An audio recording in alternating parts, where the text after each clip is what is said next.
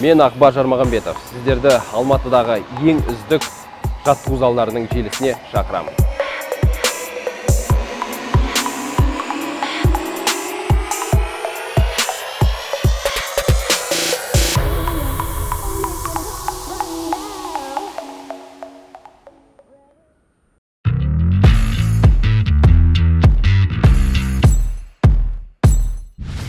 Достар, бүгінгі тақырыбымыз жим лежа, штанганы кеудеден көтеру. Бұл жаттығуда кеуденің және трицепсінің бұлшықеттері жұмыс жасайды. Көбісі бұл жаттығуды дұрыс жасамайтын болады. Ал мен дұрыс техникасын сізге көрсетемін. Бұл жаттығуда екі техника бар. Біріншісі ол бодибилдинг стилінде, екіншісі пауэрлифтинг стилінде.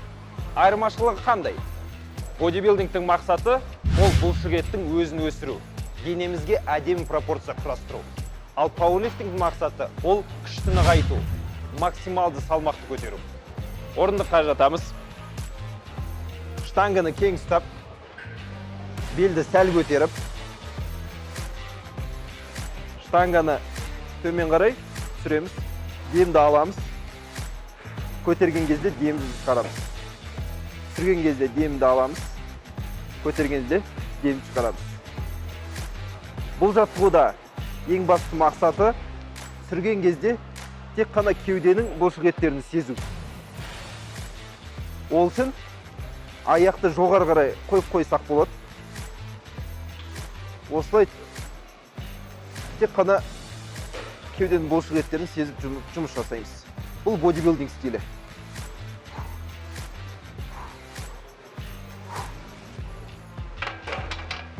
Сәл салмақ қосып жасап алайық. Пауэрлифтингтің техникасы дәл сондай, бірақ көбірек салмақты көтеру үшін біз көмекке аяқты саламыз. Ол үшін біз белді максималды көтереміз. Екіншіден аяқты табанымызға тірелеміз. Сосын штангынды аламыз. Түсірген кезде демді аламыз. Ал көтерген кезде аяқты жұмысқа қосамыз. Бірақ бұл жерде біз бөксені жоғары қарай көтермейміз. Бірақ инерцияны аяқтан беру керек. Инерцияны аяқтан береміз. Түсірген кезде демді аламыз. Көтерген кезде шығарамыз. Инерцияны аяқтан береміз. Ұмытпаңыздар. Ал енді көбісі жасайтын қателіктер. Ешқашан жамбасты орындықтан алмаймыз. Белге қатты нагрузка түсіп кетеді. Барынша өз күшімен жасаймыз. Штанганы строго 5 саусақпен ұстау керек. Құлып қаламыз. 4 саусақпен ұстау ол өте қауіпті. Штанга кеудеге түсіп кетуі мүмкін. Сосын шынтақты соңына дейін созбаймыз. Буындарға өте қауіпті. Ал енді достар, дұрыстап тыңдаңыздар. Бірінші 2 апта 3 подход 12 реттен қайталап жасайсыздар. Келесі 2 апта 4 подход 12 реттен қайталайсыздар, бірақ салмақты сәл көбейтеміз. Келесі 2 апта 4 подход 8 реттен қайталайсыздар. Салмақты тағы да көбейтеміз. В общем, денеңізге постоянно жаңадан сынақ беріп тұру керек. Бұл техникада бұлшықеттер өте жақсы өседі.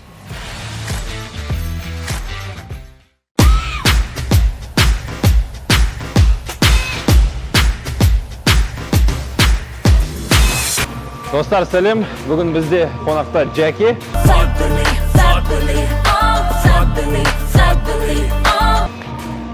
Уничтожение Джеки жасаймыз бүгін. Так, штангын ал. Так.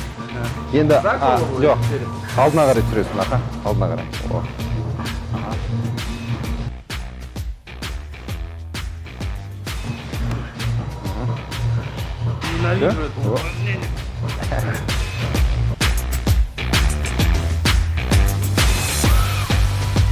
О, қан құйылды енді.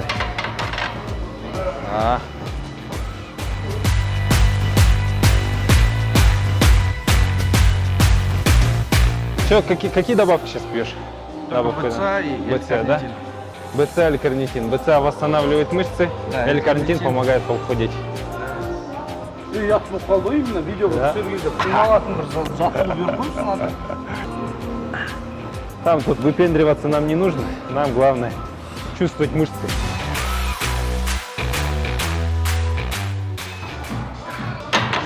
О! Я домой. Да. Стоять, стоять. У меня сегодня не идет. Енді бицепсқа көшеміз. Давай. Яке қазір бицепс на скамьялар скотты жасаймыз. Бұл менің сүйікті жаттығуым, именно қолға. Максимал түрде қолды алға қарай шығарасың. Да по твоим рукам видишь? Все. Они смотришь, аж весит. Оп. Да, шынтақты алға қарай шығар. Аха. Аяқты жібер мына жерге. Екі аяқты. Аха. Все, кеттік. Созасын. Асықпай жұмыс жасайын. Төмен қарай түсір. Аха. О. О. Мен айтқанда бізге үлкен салмақ керек емес. 15 килограмммен қазір қолды забивать етіп тастаймыз. Аха. Төмен қарай түсір. Всю жизнь занимаемся именно стимейн заттар істейді. Я стесняюсь. Давай. Біттің бе? Так бүйтіп отырсаң крючок сияқтысың, да? Саған өзіңе осы салмақ комфортный ма? Или тағы тастағың келе ма? Аха. Сейчас, конечно, тастаған керек. Қазіргі салмақ қанша? Сейчас 135. 135 келі. Жасың қаншада қазір? 21. 21? 21-де. Ничего. 25, наверное, я все равно сделаю такое тело, которое вот прям больше худое, нежели толстое. Да? Ну нахер.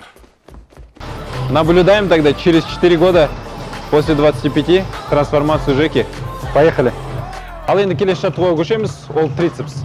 Кеттік. Маған Жакеңнің ұнайтыны соңғы кездері вообще қалмай келеді. Да ладно. Стабильно, таңғы 10-да. Твай, түкіріп қойықшы. Былай ма?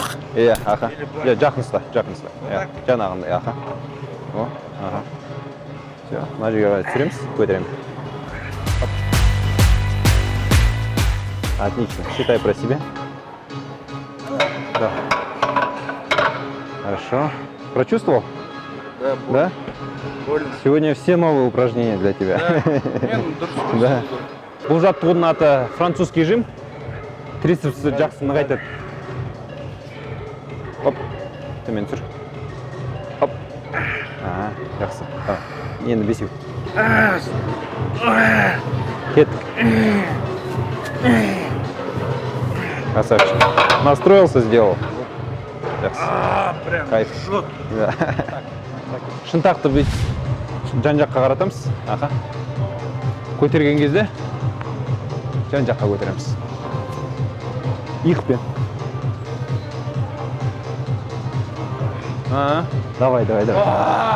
Ауырады, бірақ өте пайдалы. О.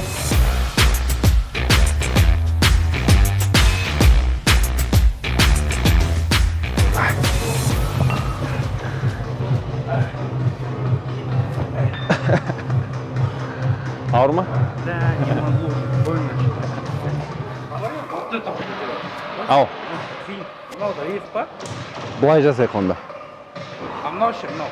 Ау. Иық емес қандай па? Иық қой, просто вот это уже неправильный вариант. Да, правильный вариант ты должен Когда именно уже вот вот так, отсюда. да, типа, если Отсюда, это, да, то так, да. Что, давай, жасап тастайық. Да. Кеттік. Отлично.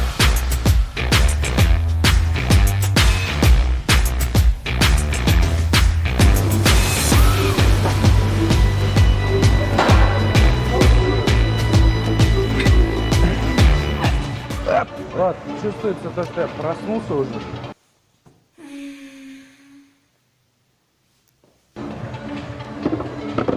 Немного пришел в себя. Кеттік. Жоғары қарай сос. Аха. О. Сен қанатын шығарғың келеді ғой. Сос.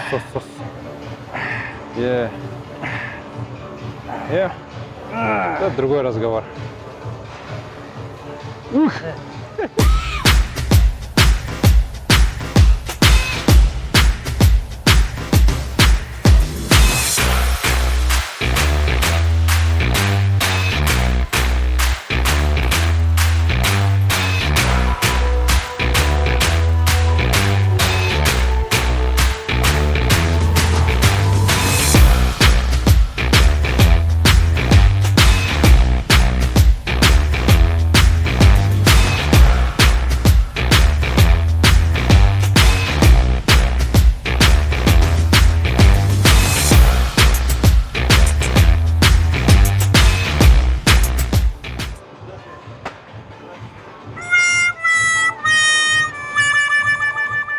Знаете, момент, который я ненавижу, который я не могу терпеть.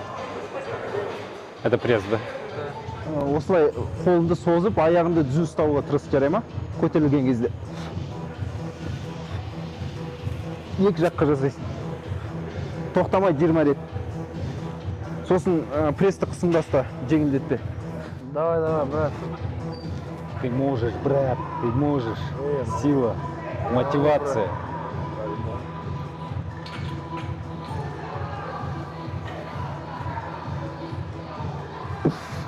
Жақсы, жақсы. Вот, теперь ты сделал нормально. Я былай ойыншық сияқты қол, я, по идее. Вестерді көтере бергеннен ба. Идешь, қол по приколу бар. Правильно, когда ты своим телом управляешь налегке, это нормально, это значит, по кайфу. это все хорошо, и поэтому мы сейчас будем быстро. Бірге жасайық, давай. Бір, кет.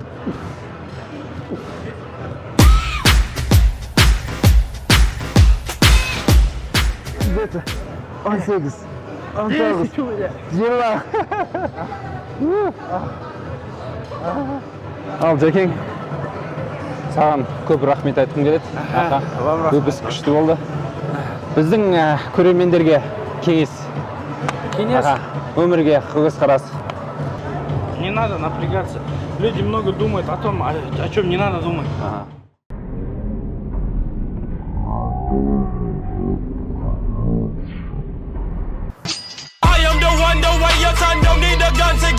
Вот есть, например, цель какая-то, да, там, заработать миллион, не знаю, там, добиться девушки. Возьмем, например, добиться девушки. Я не думаю, вдруг я подойду, я ей не понравлюсь. Вдруг я подойду, я не то скажу. Это те вещи, о которых не надо думать.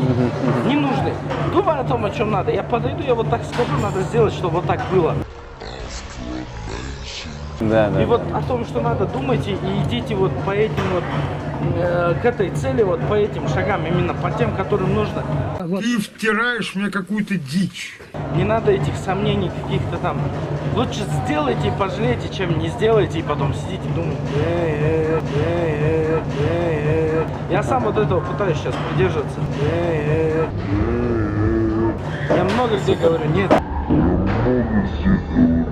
Да, это вот очень большой минус. Так что ешьте наши донеры. Да. Жека с Донер Хаус рулит, да? Все, брат. Давай, брат. Рахмет. Да.